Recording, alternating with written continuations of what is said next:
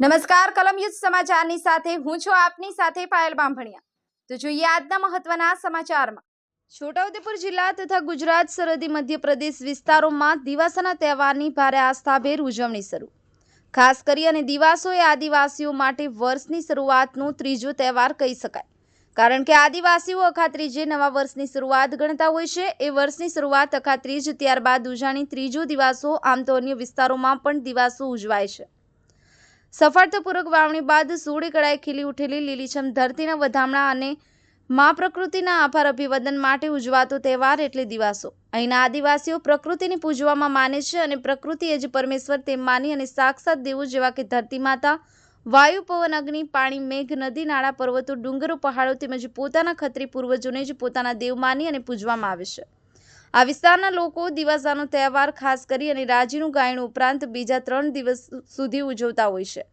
એક પહેલા દિવસે દેવ પૂજવા કે ગામમાં આવેલ પૌરાણિક દેવસ્થાનોનું પૂજન। દરેક ગામોમાં લગભગ દૂધિયો દેવ, ઝરિયા દેવ, બાબા કુવાચા દેવ, કાણુરાણા દેવ, ભેહા અંટો દેવ, ગાદરિયા દેવ, વેરાઈ માતા, ખેડાઈ માતા વગેરે દેવો દરેક ગામોમાં હોય છે।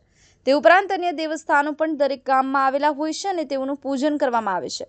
એક જ જગ્યાએ એક તરફ મોટલા પીહાની રમઝટ જામતી હોય છે, તે ઉપરાંત પુરુષો અને મહિલાઓ સાથે મળી આખી રાત સુધી ગરબા રમતા હોય છે। ગરબા એટલે સૌ કુંડાળે ઘૂમતા એક તાલીએ એમના પૌરાણિક આદિવાસી ગીતો ગાય અને રમવામાં આવતા અલગ પ્રકારના ગરબાઓ, જે અહીંના આગવા અંદાજમાં, આગવા લહેકમાં ગવાય છે અને બીજા દિવસે વાહી તહેવારની ઉજવણી કરતા હોય છે। તે દિવસે જમવાની વાનગીઓ બનાવી અને જમવા ઉપરાંત પીહાઓ વગાડી અને લોકો ખૂબ નાચી કૂદીને તેમજ ગરબાઓ રમી અને દિવાસાનો તહેવાર ઉજવતા હોય છે। ત્યારબાદ ફરીથી દેવ દિવાળી આવે છે, ત્યાં સુધી રાબેતા મુજબ પોતાના ખેતીકામમાં લાગી જતા હોય છે। આ મહિના આદિવાસીઓમાં દિવાસાનું વિશેષ મહત્વ હોય છે। મુકેશ જેરાઠવા, કલમ યુદ્ધ સમાચાર, છોટાઉદેપુર।